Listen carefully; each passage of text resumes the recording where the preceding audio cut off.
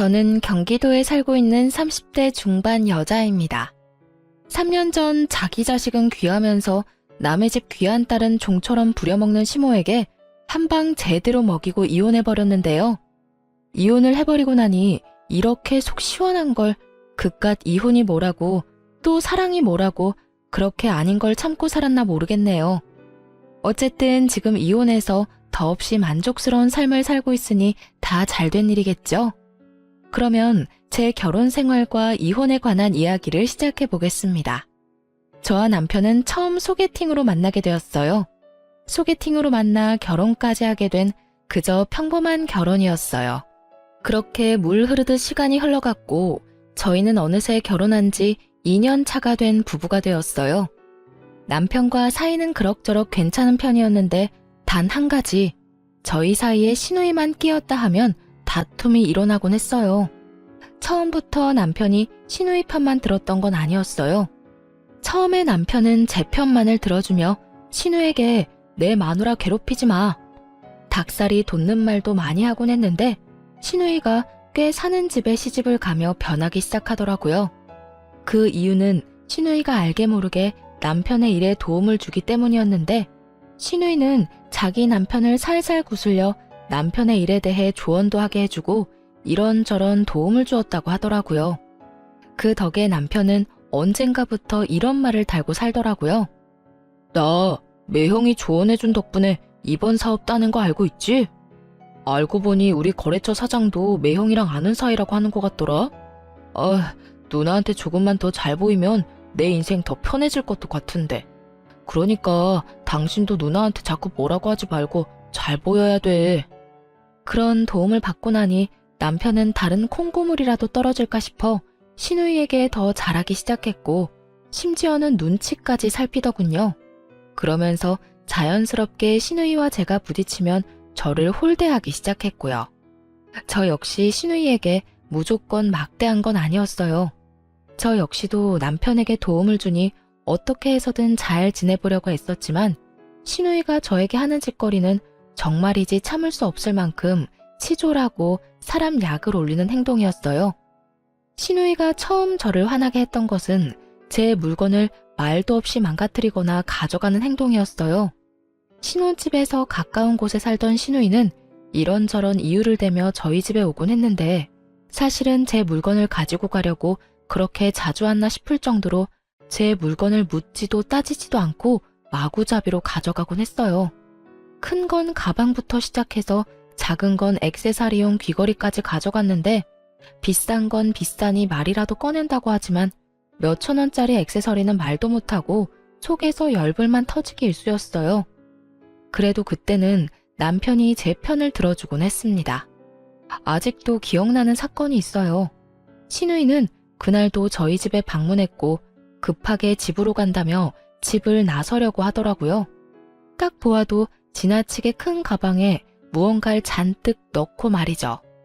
그걸 발견한 남편은 가려는 시누이를 붙잡고 이렇게 말했어요.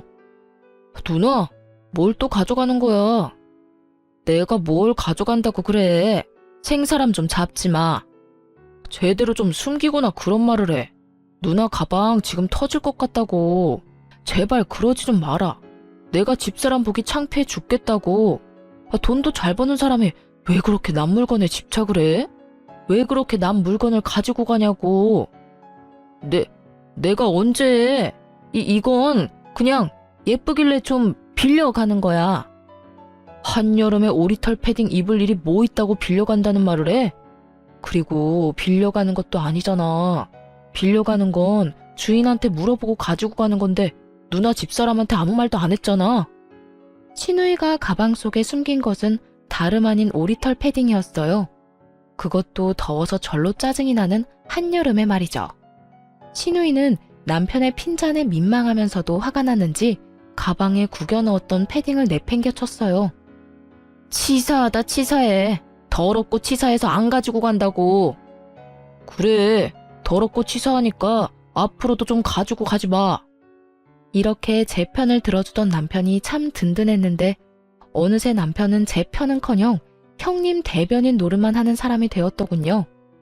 그날도 형님이 다녀갔고 전 이런저런 집안일을 하느라 형님에게 잠시 시선을 뗀 사이 또 제 물건을 가지고 갔더라고요. 이번엔 립스틱이었는데 친구가 선물로 주며 립스틱에 각인까지 새겨줬던 터라 유난히 애정을 가지고 쓰던 것이었죠. 아, 진짜. 형님 또 가지고 갔어. 또 내 립스틱 가지고 갔다고. 그딴 립스틱 얼마나 한다고 이 난리야. 그리고 가지고 가고 싶어서 가지고 갔겠어? 누나가 어떤 집에 시집을 갔는데 그냥 색이 예뻐서 발라봤는데 어쩌다 보니 가방에 들어갔겠지. 속상했겠다. 누나가 왜 그랬지? 이 한마디가 그렇게 힘든 거였을까요? 전 그 한마디면 됐는데 남편은 끝내 제가 원하는 말은 해주지도 않고 말도 안 되는 이유를 붙여가며 신우이 대변을 하고 나서더군요. 립스틱에 발이 달린 것도 아니고 가만히 있는 신우이 가방에 그게 들어갈 리가 없다는 사실은 남편도 뻔히 알 텐데 저딴 말이나 하고 있으니 화는 더 올라오고 있었어요. 그걸 가지고 갔다고 하지 다르게 할 말 있다고 생각해? 그러지 말고 당신이 뭐라고 좀 해. 당신 말대로 형님은 부잣집에 시집 갔는데 왜 내 물건을 이리도 가지고 가는 거냐고. 아우, 됐어. 사람 치사해 보이게 그런 이야기를 어떻게 해. 그냥 내가 사줄게. 그거 얼만데? 가격이 중요한 게 아니라 선물 받은 거란 말이야. 몇 번 바르지도 않았고. 비싼 거면 내가 직접 형님한테 말했겠지. 매번 말하기도 좀스럽게 꼭 이런 거만 가져가니까 더 미쳐버릴 것 같아. 그만해. 다음에 내가 만나서 잘 이야기할 테니까. 이야기할 생각도 없으면서 저딴 말을 한다는 건 더는 이야기하고 싶지 않다는 남편의 신호였고 저 역시 그런 남편과 실랑이를 벌이고 싶지 않았기에 남편을 한번 쏘아보고선 입을 다물었어요. 그나마 그 모든 것을 참고 살 수 있었던 건 부잣집에 시집간 시누이가 시집살이하며 저희 집에 오는 날이 현저하게 줄었다는 것이었어요. 가끔 와서 작은 물건 하나씩 가져가는 정도야 예전에 비하면 아무것도 아니었기에 저도 큰 소리 내지 않고 그저 하소연이나 하며 넘길 수 있었던 거죠. 그런데 더는 하소연이나 하며 넘길 수 없는 일이 일어나고야 말았어요. 그날은 시누이가 또 갑작스럽게 저희 집에 들이닥친 날이었는데요. 저는 그 당시 임신 준비 때문에 집에서 쉬며 병원에 다니고 있었고 그 때문에 저 역시 조금은 예민한 시기였어요. 그날 역시 병원에 다녀와 집에서 쉬고 있는데 시누이가 장보러 나온 김에 들렀다며 집으로 들어오더라고요. 시댁이 오죽 답답했으면 장 본다는 핑계 대고 우리 집에 왔을까 싶어 친절하게 대해주려고 노력했는데 그런 저의 마음을 아는지 모르는지 시누이는 시댁에서 당한 모든 것을 저에게 쏟아내기 시작했어요. 올케는 집에서 뭘 하길래 집이 이 모양이야? 날이 선 목소리를 보아하니 한바탕 깨지고 온 것이 분명하더라고요.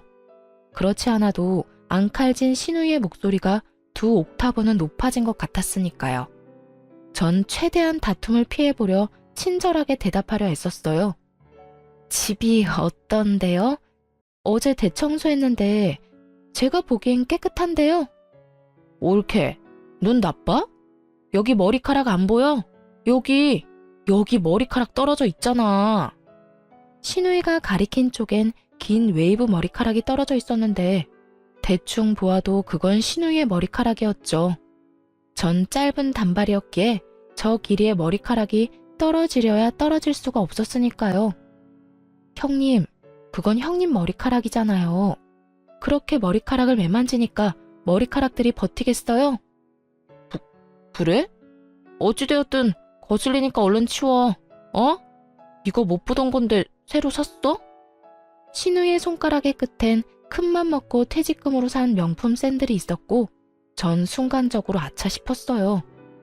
뭐긴 뭐예요. 그냥 신발이죠. 이거 명품이잖아. 무슨 돈으로 샀냐고. 올케 혹시 집에서 놀고 먹으면서 내 동생 돈으로 사치 부리고 살아? 그 순간 확 성질이 올라오더라고요. 가정주부가 하는 일이 많다는 걸 누구보다 잘 아는 시누이가 저딴 말이나 하며 남편 등골 빼먹는 여자로 몰고 가니 더욱 화가 났던 것 같아요. 전 시누이의 말이 끝나자마자 언성을 높이며 시누이에게 따지듯 말했어요. 형님, 무슨 말을 그렇게 하세요? 형님도 일 안 하고 집안일만 하는데 놀고 먹기만 하는 거 아니잖아요. 그리고 이 신발 제 돈으로 샀어요. 그간 직장 생활을 하느라 고생했다는 의미에서 제 돈으로 산 제 신발이라고요. 신우이는 제 말을 듣지도 않은 채 명품 신발을 들고 이리저리 살펴본다 싶더니 이내 발을 우겨넣고 있더라고요. 신우이 발은 245 사이즈였고 제 발은 230 사이즈로 아무리 우겨넣는다고 한들 소용없는 짓이었는데 말이죠. 잘 넣으면 들어갈 것 같은데? 형님, 그러지 마세요. 그러다 망가진다고요. 에이, 망가지기는 무슨. 한번 신어보고 괜찮으면 나도 사려고 그래. 있어봐. 이렇게 하면 들어가려나? 형님, 진짜 그러다 뜯어질 것 같아요. 진짜 옳게. 안 뜯긴다니까. 혹시나 망가지면 내가 사줄게. 이까짓 거 얼마나 한다고 이 난리야? 신우이는 인정사정 없이 발을 밀어넣으며 뒤꿈치 온 가죽 끝을 잡아당기고 있었고 결국 뚝 하는 소리와 함께 가죽이 뜯겨나가고 말았습니다. 형님! 어머, 이거 왜 이렇게 됐지? 멋쩍은 듯 웃는 신우이와 깊은 탄식과 함께 얼굴을 감싸지고야만 저의 사이엔 신우이의 얄미운 웃음소리만 맴돌고 있었어요. 그 순간 그간 신우이가 가져간 제 물건들이 떠오르며 참을 수 없는 화가 올라오더라고요. 하물며 저도 아끼느라 몇 번 신지도 않은 신발을 제가 그렇게 말렸음에도 불구하고 우겨넣다 제 눈앞에서 다 뜯어버렸으니 화가 나고도 남을 상황이었죠. 그 순간 정말 눈이 뒤집힌다는 느낌이 들며 신우이를 향해 그동안 쌓였던 울분을 토해냈어요. 형님, 진짜 왜 이러세요? 저한테 무슨 억하심정이라도 있어요? 그러지 않고서야 왜 저희 집에만 오면 이렇게 제 물건을 망가뜨리세요? 망가뜨리고 가져가 버리고. 형님, 저번에 제 명품 가방 말도 없이 가져가서 저하고 싸웠던 건 기억하죠? 그땐 뭐라고 했어요? 이제 제 물건은 더럽고 치사해서 쳐다도 안 본다고 하지 않았어요? 그 뒤로 어떻게 하셨어요? 그 뒤로 내가 뭘 어쨌는데. 난 그 뒤로 아무것도 안 가져갔어. 이거 왜 이래? 동서 그 정도 피해의식이면 병적인 거야. 병원에 가봐. 생사람 잡지 말고. 신우이는 제가 아무것도 몰라 아무 말도 안 했다고 생각하는지 딱 잡아떼며 저를 무슨 정신병이라도 걸린 사람 취급을 해대더라고요. 저는 그 모습에 더 화가 나 더럽고 치사해서 말하지 못했던 물건들을 집어주며 신우이에게 따져 물었죠. 병원은 형님이 가보셔야죠. 그 정도면 제가 아니라 형님이 무슨 문제가 있는 거라고요. 립스틱, 향수, 머리핀, 스카프 등등. 뭐라고 하기엔 치사한 것들만 골라서 하나씩 가져간 거 제가 몰라서 참고 있는 줄 아세요? 말 그대로 그런 걸로 입대기 더럽고 치사해서 안 한 거예요. 그런데 오늘은 이게 뭐예요? 제가 하지 말라고 분명 말했잖아요. 아니, 옳게. 진짜 말 너무 심하게 한다. 내가 무슨 도둑년이야? 내가 또 언제 내 동생 집에만 오면 동서 물건을 가지고 갔다고 그래. 그러면 아니에요? 올 때마다 꼭 하나씩은 가져가시잖아요. 아니거든. 몇 번 안 가지고 갈 때도 있었거든. 언제요? 있긴 있었죠. 저나 남편한테 딱 걸려서 안 가지고 간 게 아니라 못 가져간 적은 여러 번 있긴 하죠. 옳게. 진짜 그런 식으로 말할 거야? 알겠어. 내가 더럽고 치사해서 옳게 물건은 쳐다도 안 볼 거야. 진짜야. 이까짓 것들 얼마나 한다고 이 난리를 부리는지 모르겠네. 그냥 선물 줬다고 생각하면 서로 편하잖아. 선물도 제 마음에서 우러나야 줄 수 있는 거예요. 형님 같으면 형님한테 선물 주고 싶겠어요? 그리고 매번 이까짓 거 그러는데 다른 건 다 됐고 얼마 되지도 않은 이까짓 신발 가격 문자로 보낼 테니까 오늘 내로 입금해 주세요. 조금 전까지만 해도 당장 돈을 붙일 것처럼 굴던 신우이는 막상 제가 정말 돈을 요구하자 눈을 동그랗게 뜨고 저를 보며 이렇게 말하더라고요. 뭐? 지금 나한테 가족끼리 신발값을 받겠다는 거야? 네, 형님이 이까지 신발 망가지면 사준다고 하셨잖아요. 사주는 거 대신 돈으로 주세요. 형님이 짝퉁을 사줄지 중고를 사줄지 제가 어떻게 알고 신발로 받겠어요? 그러니까 돈으로 입금해 주시고 오늘은 이만 가주세요. 지금 당장 가달라고요. 저는 신우이를 밀어내며 닥달했고 신우이는 그런 제 행동이 어이가 없다는 듯 들고 있던 신발을 제 얼굴에 던져버리고 집을 나가버리더라고요. 그 순간 정말 생각 같아선 신발로 뒤통수를 날려버리고 싶은 걸 얼마나 참았나 모릅니다. 그래서 신우이가 돈을 보내줬냐고요? 아니요. 신우이는 끝끝내 돈을 붙여주지 않았고 그 후론 연락도 저희 집에 발걸음도 하지 않았어요. 고가의 신발값을 받지 못한 건 짜증도 나고 화도 나긴 했지만 빌어먹을 신우이를 안 보는 걸로 그 값을 대신한다고 생각하기로 했습니다. 그렇게 생각해야만 제 화를 다스릴 수 있을 것 같았거든요. 생각보다 신우이가 오지 않는다는 확신에서 주는 심적 안정과 평화로움은 더 달콤했습니다. 이런 컨디션이라면 그렇게 노력해도 안 되던 임신도 당장 될 것만 같은 기분마저 느껴졌어요. 그렇게 평화로운 시간이 지나고 있었는데 어느 날은 시모에게 시댁으로 오라는 연락이 왔더라고요. 이유를 물어도 대답을 해주지 않는 것이 미심쩍긴 했지만 오라는데 가지 않을 수도 없는 노릇이라 무거운 발걸음으로 시댁으로 가게 되었죠. 시댁에 들어서는 순간 저는 경악을 금치 못했어요. 시댁 거실 한가득 절인 배추가 보였고 그 한가운데에 선 시모는 저를 보자마자 일을 시켜 먹으려 들었으니까요. 왔니? 얼른 앞치마 하고 오거라. 오늘 김장 좀 해야 해. 네? 김장철도 아닌데 무슨 김장이에요. 아니, 이게 다 몇 폭이에요? 얼마 안 되는데 50포기는 넘는데 100포기는 안 될 거야. 그래도 내가 너 힘들까봐 절인 배추를 산 거니까 고마운 줄 알아. 요즘에 이런 시어머니가 어디 있니? 네, 이런 시어머니가 또 없긴 하죠. 요즘 누가 김장철도 아닌 때에 식구도 없는 집에서 100포기씩 김장을 하나요? 심지어 저희 집 김치냉장고엔 김치가 가득한데 말이죠. 제가 알기론 시댁에도 남은 김치가 절반은 넘게 남았던 걸로 아는데 갑자기 김장이라고 하니 의아한 기분이 들었어요. 그런데 어머님, 갑자기 웬 김장이에요? 어머님네 김치도 아직 많이 남았잖아요. 어머님도 그렇고 남편도 그렇고. 김치 별로 안 먹어서 먹을 사람도 없는데 이만큼이나 해서 어쩌시려고 이렇게나 많이 하세요? 우리 먹을 거 아니다. 네 형님 줄 거야. 그 망할 옆에 내가 글쎄 내 딸한테 혼자 김장을 해라고 했다지 뭐니. 김장철도 아닌데 김치는 무슨 김치야. 그 옆에 내가 남의 집 귀한 딸을 부려먹어도 적당히 부려먹을 생각을 해야지. 아니, 내 딸이 뭘 잘못했다고 그렇게 괴롭히는지 모르겠다니까. 고이한 노인네가. 정말 헛웃음이 나오지 않나요? 저도 친정에선 오빠 3명의 딸 하나로 어렵게 얻은 귀한 고명딸인데 시모가 이런 사실을 잊고 있는 듯 하더라고요. 그러니 남의 집 귀한 딸인 저한테 심지어는 저희가 먹지도 않을 김장을 시키며 사돈을 저리 욕하는 걸 보아하니까요. 그래서 저 역시 귀한 고명딸임을 알려주기로 했어요. 그러게요. 사돈 어르신 너무했네요. 김장철도 아닌데. 남의 집 귀한 딸한테 김장 100포기가 무슨 짓이래요? 그렇죠, 어머님? 내 말이 그 말이야. 오랜만에 네가 대화가 통하는구나. 이게 말이 되는 일이야? 하여튼 그 옆에 내 상식도 없고 아주 심보가 고약하다니까. 아유, 일단 얼른 서두르자.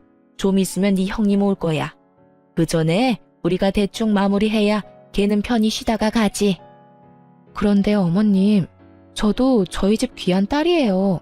남자만 득실한 집에서 빌고 또 빌어 낳은 귀한 고명딸이라고요. 그런데 그 귀한 고명딸을 어머님께서 김장을 시키시네요? 그것도 형님네 김장을요. 어머님 생각엔 제가 이걸 해야 한다고 생각하세요?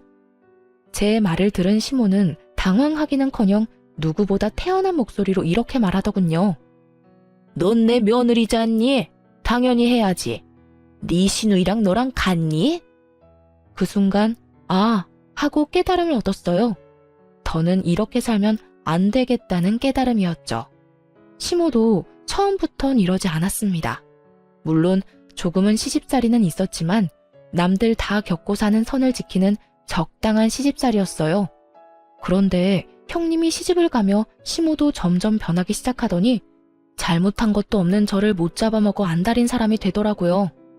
시집살이를 당하는 시누이를 보며 자신이 너무 착하게 저를 대했다고 생각했는지 시누이가 당하고 오는 날엔 시누이가 당한 그대로 저에게 해버리는 경우가 종종 있었어요.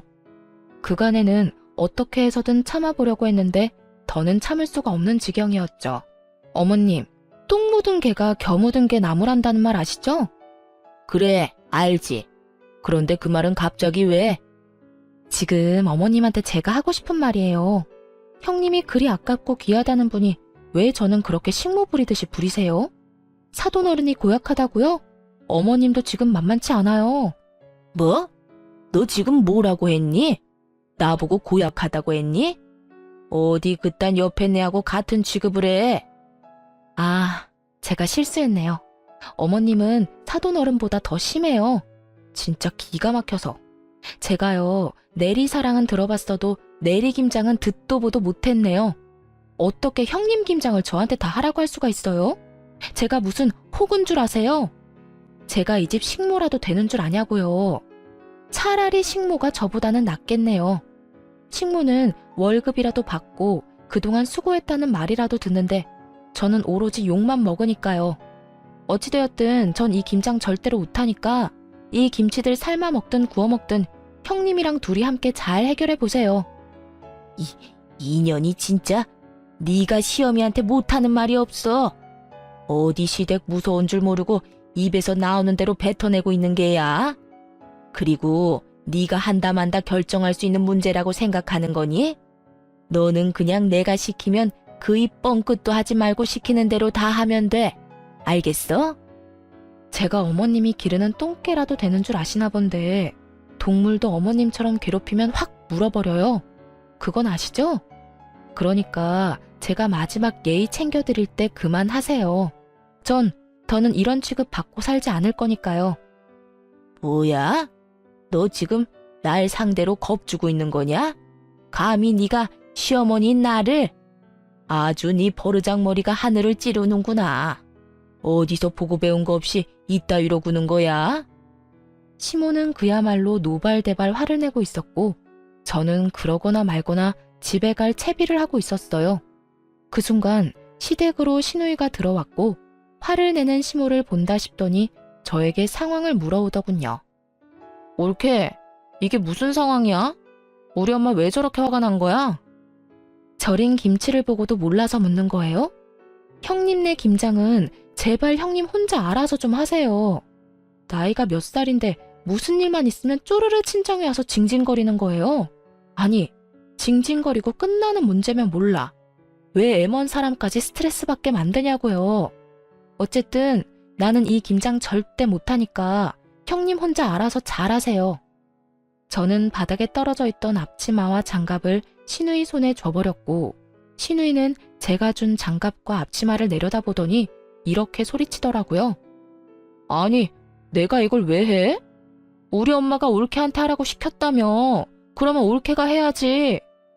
애초에 이건 형님 시어머님이 형님한테 시킨 거라고요. 이 말이 무슨 말인지 모르겠어요? 이 일은 애초에 내 일이 아니라 형님 일이란 뜻이라고요. 자기의 일은 스스로 하자. 몰라요? 몰랐으면 이참에 좀 아세요. 요즘 5살짜리도 자기 일은 자기가 알아서 한다고요. 너 지금 말 다 했어? 내가 5살짜리 애보다 못하단 이 뜻이니? 아, 다 됐고 내가 다 못 들은 말로 해줄 테니 얼른 일이나 해. 지금 이러고 있을 시간 없단 말이야. 얼른 하라고. 이럴 시간이 없으면 혼자 다 하시면 되겠네요. 전 그냥 집에 갈 테니까. 제가 무슨 호구인 줄 아나 본데 저 호구 아니거든요. 그러니까 이 김장 혼자 알아서 하라고요. 난 못한다고 몇 번 말해? 네가 하라고. 네가 다 하고 가라고. 제 말에 약이 오를 대로 오른 시누이는 제 얼굴에 쥐고 있던 고무장갑과 앞치마를 던지며 끝까지 저에게 생떼를 부리더군요.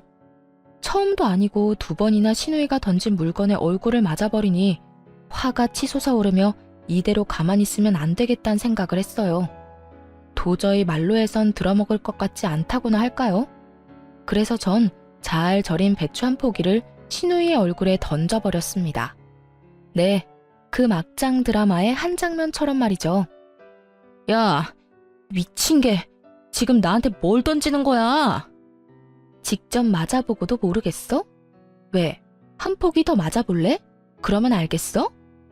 너 나한테 그따위 것 또 던지기만 해봐. 내가 가만히 안 있을 거야? 가만히 안 있으면 어쩔 건데. 그리고 너는 매번 나한테 이것저것 던져댔으면서 나는 왜 안 돼? 너 지금 나한테 너라고 했어?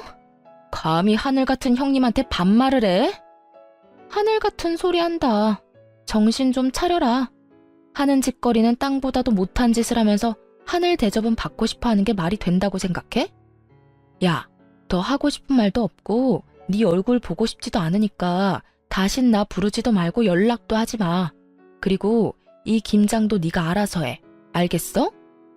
야, 너 진짜 내가 가만 있을 줄 알아? 내가 너 내 동생이랑 이혼시킬 거야. 어떻게 해서든 내 동생이랑 이혼시키고 말 거라고. 그때 가서 후회하지 마.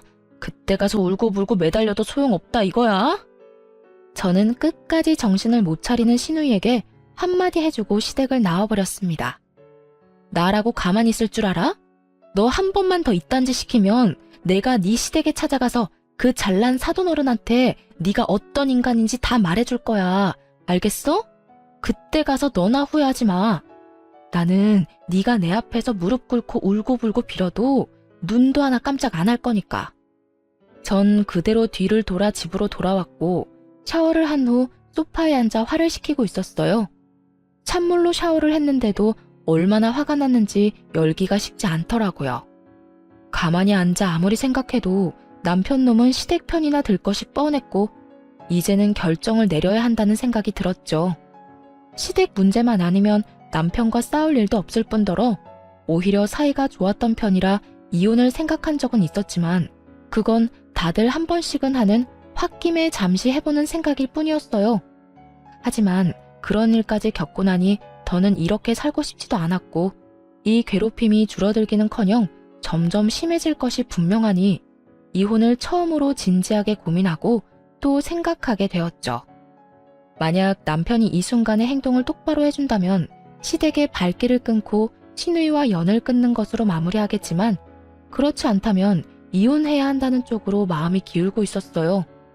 그런 생각들을 하며 저는 남편을 기다렸고 8시가 넘어도 온다 간다 소식이 없던 남편은 10시가 넘은 시간에 집으로 돌아오더군요. 그런데 남편은 혼자가 아니었어요. 잔뜩 굳은 표정을 한 남편의 뒤로 짐을 가득 들고 들어오는 신우이가 따라 들어오더라고요. 저는 또 이건 무슨 상황인가 싶더라고요. 맨몸으로 신우이가 왔다면 따지러 왔다고 생각할 수도 있겠지만 짐을 들고 들어오니 불안하면서도 의아했어요. 뭐야? 형님은 우리 집으로 들어와? 몰라서 물어. 오늘 당신이 누나네 김장 안 해줬다며. 누나랑 엄마 둘이서 그 많은 김장을 어떻게 해? 누나는 김장해 본 적도 없고 엄마는 나이가 있는데. 그래서 집에서 쫓겨났어. 그 할망구 진짜 너무하는 거 아니야? 아무리 그렇다고 해도 어떻게 사람을 쫓아낼 수 있어? 그래서 우리 집에 데리고 온 거라고? 앞으로 우리 집에서 살려고? 그러면 어떻게 해? 당신 때문에 모든 일이 이렇게 됐는데 우리가 책임져야지. 평생은 아니고 조만간 그 집에서 다시 부르면 돌아가면 되니까 그때까지만 좀 같이 살자. 내가 진짜 마지막 기회 준다고 생각하고 묻는 건데 이 모든 게 나 때문이라고 생각하는 거야? 그러면 누구 때문인데? 다 당신 때문이잖아. 그까지 김장 좀 해주면 되지. 왜 안 해줘서 이런 상황을 만들어? 그리고 당신 우리 누나 절인 김치로 따대기까지 날렸다며? 내가 진짜 그 이야기 듣는데 내가 다 화가 나더라. 여러모로 당신이 잘못했으니까 당신도 아무 말 하지 말고 누나한테 잘못했다고 빌어 얼른. 그렇게 남편 놈은 마지막 기회마저 날려버리는 소리를 해대고 있었고 그 순간 잡고 있던 모든 끈이 끊어져 나가는 소리가 들리더군요. 신발 벗지 말고 너도 나가. 참 많이도 고민했는데 남편의 말을 듣는 순간 길었던 고민에 비해 결론은 빠르고 명확하게 결정되더라고요. 그래서 신발도 벗지 않은 두 사람에게 나가라고 소리쳐버렸고 남편과 신우이는 놀란 토끼 눈으로 저를 바라보더군요. 단연 놀란 것은 남편이었는데 아무리 싸워도 이런 말은 한 번도 하지 않았던 저였기에 순간 잘못 들었나 하는 눈빛을 보내며 다시 물어오더군요. 어? 뭐라고? 너도 나가라고. 설마 쫓겨날 수도 있다는 걸 단 한 번도 생각해 본 적 없다는 억울한 눈빛이길래 다시 한번 분명히 말해줬어요. 사돈이 너무한 게 아니라 네가 너무하네. 뭐? 그 김장을 내가 다 해줬어야 한다고? 네 누나 김장 100포기 시키는 사돈어른하고 나한테 우리가 먹지도 않을 김장 100포기 시키는 당신 엄마 중에 누가 더 너무한 것 같니? 100번, 1000번을 생각해도 당신 엄마 아니야? 당신도 똑같아. 어떻게 나한테 그딴 식으로 말할 수가 있어? 난 더는 너 같은 인간이랑 살 생각도 없으니까 나가라고. 제가 소리를 질러대자 신우이가 나서 동생 편을 들며 화를 내기 시작했어요. 야, 너 진짜 오늘 미쳤어? 아까 엄마 집에서도 미친 사람처럼 굴더니 지금 또 이러네? 네가 뭔데 내 동생한테 나가라 말아야. 너 정신 못 차려? 누가 누구한테 혼수질인지 모르겠네 진짜. 야, 정신은 너나 차리고 내려놓은 짐이나 다시 챙겨서 나가기나 해. 신우이는 급기야 참을 수 없다는 듯 욕설을 쏟아내기 시작했고 전 그런 신우이에게 녹음 중인 휴대전화를 보여주며 이렇게 말했어요. 이거 다 녹음 중이거든?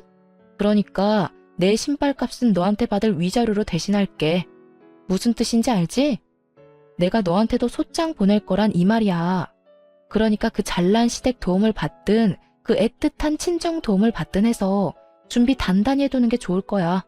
난 무슨 수를 써서라도 너한테 위자료는 받아낼 테니까 말이야. 제가 이렇게까지 하자 남편은 그제야 상황의 심각성을 인지했는지 목소리 톤을 급하게 낮추며 이렇게 말하더군요. 여보, 진짜 왜 이래? 정말 당신 이혼이라도 하려고 이러는 거야? 그래서 나보고 정말 이 집에서 나가라고? 그까지 김장이 뭐라고 이렇게까지 하는 거야? 일단 흥분을 좀 가라앉히고 나랑 천천히 이야기 좀 해, 어?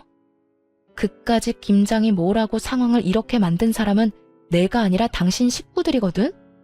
오늘 이 상황까지 오는 동안 내가 뭘 잘못했길래 왜 다들 날 못 잡아먹어서 안달이야? 그래, 당신 화난 거 다 알겠고 다 이해하니까 일단 나랑 차분하게 이야기부터 하자. 이혼은 아니지. 이런 걸로 무슨 이혼을 해. 이제서야 이해를 한다고? 그 이해 참 빠르기도 하네. 그런데 어쩌냐? 난 참을 만큼 참았고 더는 참을 노력도 인내도 남아있지 않으니까 그냥 이혼해. 이런 일로 이혼이 될지 안 될지는 법원에서 가려줄 테니까 그냥 이혼하자고. 그리고 이 집에서 당장 나가. 저는 남편과 신우이를 밀어냈고 신우이는 끝까지 못 나간다며 되려 저에게 나가라며 고함을 고래고래 질러대더군요. 야, 밀지 마. 밀지 말라고. 그리고 나가려면 네가 나가야지 왜 우리가 나가? 여기 내 동생 집이거든? 난 절대 못 나가니까 네가 나가. 야, 땡전 한 푼 없는 네가 시집은 어떻게 갔을 것 같은데? 아, 우리 시댁에 돈 없는 거 너도 뻔히 알지 않아? 네 시집 자금 우리 집에서 나온 거야. 아니, 정확히는 네 동생 돈이겠네. 네 동생이 네 시집 자금 대준 대신 이 집 명의 내 명의로 해줬다 이거야. 어차피 이 집 마련할 때 내 돈이 더 많이 들어가서 나한테 지분이 더 많긴 했지만 이젠 온전히 내 집이란 이 말이지. 그러니까 당장 꺼져. 네, 그래요. 신우이는 시집 갈 때 모은 돈이 별로 없었고 시댁에서도 도와줄 형편이 되지 않았어요. 어떻게 해야 할지 고민이 많던 시기에 남편이 신우이의 시집 자금을 주게 된 것이었죠. 거기엔 제 돈도 적잖게 들어가 있던 터라 신우이에게 자금을 주는 대신 집 명의를 제 앞으로 돌려주었던 것이었어요. 이게 정말 사실이야? 너 집 명의 쟤한테 넘겨줬어? 너 미쳤어? 집을 넘겨주면 어떡해 해? 이제 우리 어디 가서 살려고? 그러면 어떻게 하냐? 누나가 그때 돈 내놓으라고 난리 부렸잖아. 나한테 그런 큰 돈이 있을 리도 없고 있다고 한들 집사람이랑 같이 모은 돈뿐인데 누나 시집은 보내야 하니까 그랬지. 나라고 뭐 집까지 넘기고 싶어서 넘긴 줄 알아? 그러게 내가 집사람 좀 적당히 괴롭히라고 했잖아. 그러다 나 이혼당하면 큰일 난다고. 집까지 넘긴 줄은 몰랐지. 그런 사실은 빨리 말했어야지. 나는 누나 속상할까봐 그랬지. 그리고 누나가 부잣집 시집 갔으니까 언젠가는 다 돌려줄 거라고 생각하기도 했고 누가 이렇게 될 줄 알았나? 이제 어떻게 해? 우리 진짜 어떻게 하냐고. 그제야 모든 사실을 알게 된 신우이는 망연자실한 얼굴로 중얼거리고 있었고 전 그런 두 사람을 있는 힘껏 밀어 집에서 내쫓아 버렸어요. 쫓기는 그 순간에 신우이는 이대로 쫓겨났다간 정말 큰일이다 싶었는지 제 다리를 붙들고 울고불고 하며 매달리더라고요. 옳게 이대로 사람을 내쫓으면 어떻게 해? 이 야밤에 어딜 가라고? 우리 정말 갈 데가 없어. 이런 꼴로 친정에 갈 수도 없는 노릇이고 정말 갈 데가 없다고. 그러니까 일단 들여보내줘. 들어가서 내가 잘못을 빌든 다신 옳게 괴롭히지 않겠다는 각서를 쓰든 뭐든 할 테니까 일단 집에만 들어가게 해줘. 이제 와서 이래도 아무 소용 없거든? 난 무조건 이혼할 거고 이혼할 마당에 너희 오갈 데 없는 것까지 걱정해주게 생겼어? 넌 아직도 내가 호구로 보이니? 내가 언제 올케를 호구로 봤다고 그래. 내가 정말로 올케한테 했던 모든 행동이 미안해서 그래. 너무 미안해서 정식으로 사과라도 하고 싶어서. 그러니까 일단 들어가서 이야기하자. 그래? 그러면 그 진심은 눈꼽만큼도 없는 사과 받은 걸로 칠 테니까 이만하시고 좀 꺼져주세요, 형님. 전 신우이를 뿌리치고 문을 닫아버리곤 도어락 건전지를 빼버렸죠. 밖에선 문을 두드리며 이야기 좀 하자고 난리가 났지만 전 그런 두 사람에게 조용하지 않으면 경찰에 신고해버리겠다고 엄포를 놔버렸어요. 그 후 두 사람은 시댁으로 가버렸고 그렇게 이혼을 진행하게 되었습니다. 전 이혼 준비와 함께 시모와 신우이에게도 소장을 보내버렸어요.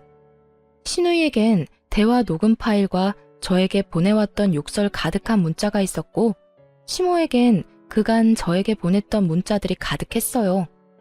전 위자료를 다 받아내고 이혼을 할 수 있었고 이혼을 하는 그날까지도 전 남편은 저에게 끝까지 매달리더군요.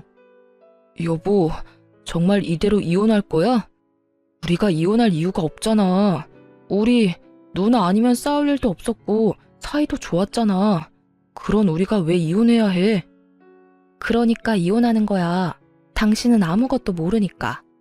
당신 누나 아니면 싸울 일이 없으니까 나도 그래서 참고 살았어. 그런데 당신 누나 아니면 싸울 일이 없다는 건 당신이 당신 누나 하나 막아주지 못하고 있다는 것도 되더라. 당신은 뭐 했니? 내가 당신 누나한테 당하고 괴롭힘 당할 때 당신은 뭐 했냐고. 처음 우리 신혼 때 내 편 들어준 거? 그래봤자 몇 개월이나 된다고. 그 뒤로 당신 그냥 방관자일 뿐이었어. 난 혼자 다 참았고 결국 나 혼자 다 해결하고 당신하고 이혼하는 거라고. 그러니까 더는 이러지 마. 여보, 내가 다 잘못했어. 그러니까 다시 한 번만 생각해주면 안 될까? 내가 진짜 잘할게. 내가 이제 당신 지켜줄게. 웃기지 마. 내가 당신을 몰라? 지금은 잘못했다고 빌겠지. 그러다 내 화 풀리면 당신은 당신 누나 우리 집으로 데리고 오고도 남을 사람이야. 지금도 당신 오갈 데 없이 부모님 집에 다시 들어가게 생기니까 나한테 이렇게 매달리는 건 모를 줄 알아? 그것뿐이야? 당신 전 재산 누나한테 다 줘버렸는데 그거마저도 다 물거품 되게 생겼으니까 나한테 이러는 거 아니야. 나 바보 아니야. 나 더는 참고 살진 않을 거라고. 그런 거 아니야. 나 절대로 우리 누나 집으로 데려오지 않을 거고 당신이 시키는 건 뭐든지 할 거야. 당신이 싫다는 건 절대로 안 하고 말이야. 그러니까 다시 한 번만 나한테 기회를 줘. 이렇게 헤어지는 건 정말 아니잖아. 전 남편은 끝까지 그런 게 아니라며 매달렸지만 전 그런 전 남편을 뿌리치고 돌아왔습니다. 그 후 위자료 문제 때문에 전 남편과 연락할 일이 있어 차단을 하고 있지 않았는데 전 남편에게 전화가 오더군요. 술에 잔뜩 취한 목소리였는데 결국 전 시누이가 이혼까지 하게 됐다며 저에게 따져묻기 시작했어요. 야, 너 때문에 우리 누나 결국 이혼했다. 네가 그 빌어먹을 김장 안 해줘서 이혼했다고. 김장 안 했다고 당할 이혼이면 차라리 잘한 이혼이라고 생각하고 살라 그래. 고작 김장 때문에 이혼당했겠어? 네 누나가 그 집에 속인 게 한두 가지가 아닐 텐데. 그래, 너 잘났다. 네 말대로 우리 누나 대학은 졸업도 못한 데다 나이트나 다니다 결혼한 거 다 들켜서 결혼했다. 그런데 그거 다 들킨 것도 너 때문이야. 네가 누나 시댁으로 소장 보내는 바람에 이사달이 난 거잖아. 전신우이는 그 잘난 집에 시집을 갈 때 대학 졸업은 물론이고 회사 생활을 하며 신부 수업을 열심히 받고 있다고 속였는데 실상은 그렇지 않았죠. 졸업은커녕 꼴랑 한 학기만 겨우 다니고 말도 없이 휴학을 해버렸고 그 후론 나이트란 나이트는 다 휩쓸고 다니며 나이트에서 신부 수업을 하다 시집을 간 것이었어요. 한동안은 잘 숨기고 살았는데 제가 이혼을 하며 소장을 보내버렸고 그 소장을 본 시댁에서 무언가 석연치 않다고 생각했는지 뒤늦게 전신우의 뒷조사를 하게 된 것이었습니다. 그제야 안 사실인데 전신우는 결혼을 하고도 정신을 못 차렸는지 친정 핑계를 대며 나이트도 들락날락거렸다고 하더군요. 그러니 이혼은 당연한 결과였고 위자료까지 뱉어내고 이혼을 했다 하더군요. 전 남편은 전신우이가 한 짓은 생각도 하지 않고 무조건 제 탓을 하며 여전히 고함을 질러대더군요. 잘못했다며 애절하게 매달리던 사람 어디 갔나 싶었어요. 야, 이게 네 본 모습이야. 알겠니? 무슨 일만 생기면 네 가족 허물은 덮어놓고 무조건 내 탓만 하는 이게 네 본 모습이라고. 그래, 이게 내 본 모습이다. 네가 어쩔 건데 어쩔 거냐고. 그리고 너 우리 누나 어떻게 할 거야? 우리 누나 어떻게 책임질 거냐고. 우리 누나 다시 매형이랑 붙여줄 거 아니면 우리 누나 위자료라도 내놔. 돈이라도 내놓으라고. 너 진짜 제정신 아니구나? 내가 왜 돈을 줘야 하는데? 네 누나가 내 물건 훔쳐간 것만 생각하면 위자료 말고 주머니 속 10원짜리 하나까지 다 쓸어오고 싶은 심정이야, 내가. 그런데 나한테 돈을 내놓으라고? 나한테 헛소리 좀 하지 말고 술에 취했으면 잠이나 자고 정신이 아프면 병원이나 가. 요즘 정신병원 다니는 거 부끄러운 일도 아니니까. 야, 너 지금 나한테 정신병원 가라고 했냐? 너 지금 나 미친 사람 취급한 거냐고. 지금 꼴이 딱 미친 사람 꼴이잖아. 다 당신 생각해서 하는 말이니까 병원은 꼭 가봐. 상태가 심각해 보인다. 그리고 다신 나한테 연락하지 마. 끊을게. 전화를 끊어버린 저는 바로 전 남편을 차단해버렸고 위자료에 관련된 모든 사항은 변호사께 위임하며 잘 마무리하게 되었습니다. 그 후 들려오는 소식엔 전 남편과 이혼당한 전신우이는 전 시댁으로 들어갔다 하더군요. 전시모 속도 알만하더군요. 시집 장가 다 보내놨더니 위자료를 주느라 빚쟁이가 되어 다시 집으로 돌아왔으니까요. 그 짧고도 통쾌한 소식을 마지막으로 더는 그 사람들의 소식은 들을 수 없었어요. 아니, 듣고 싶지도 않아 귀를 막고 살았네요. 그 후 전 집값이 많이 오른 집을 처분하고 혼자 살기 편한 작은 집을 얻어 잘 살고 있어요. 일을 쉰 지 오래돼서 그런지 취업이 잘 되지 않더라고요. 사연을 들어보면 제 취업도 턱턱 잘들 하시던데 저는 그렇진 않았어요. 그래서 엎어진 김에 쉬어간다고 생각하며 휴식기를 보내며 미래를 고민하게 되었고 고민한 결과 작은 가게를 차리게 되었어요. 요즘엔 어느 정도 자리를 잡아 떵떵거릴 만큼 돈을 많이 버는 건 아니지만 생활에 무리 없을 만큼은 벌며 잘 지내고 있습니다. 전 앞으로도 이렇게 소소하게 지내며 큰 욕심 부리지 않고 그저 평범하게 살아보려고 해요. 이렇게 살아가다 좋은 사람이 생기면 연애도 다시 하고 꿈이 생기면 그 꿈을 위해 또 노력하며 살아가려고요. 가끔 저에게 이혼한 걸 후회한 적이 없냐고 묻는 사람들이 간혹 있는데요. 저는 그럴 때마다 이렇게 대답합니다. 왜 진작 이혼하지 않았을까? 그 후회는 한다고요. 이거 하나만 빼면 우리 부부 사이엔 아무 문제가 없는데라는 말은 그 하나를 해결하지 않아 우리가 계속 싸우고 있음을 너무 늦게야 깨달은 것이었죠. 어쨌든 전 이혼을 하고 난 후 후회는 해본 적도 없고 지금 살아가는 이 삶에 만족하고 행복하답니다. 이로써 저의 사연도 끝이 났습니다. 지금까지 긴 사연 함께 해주셔서 감사합니다.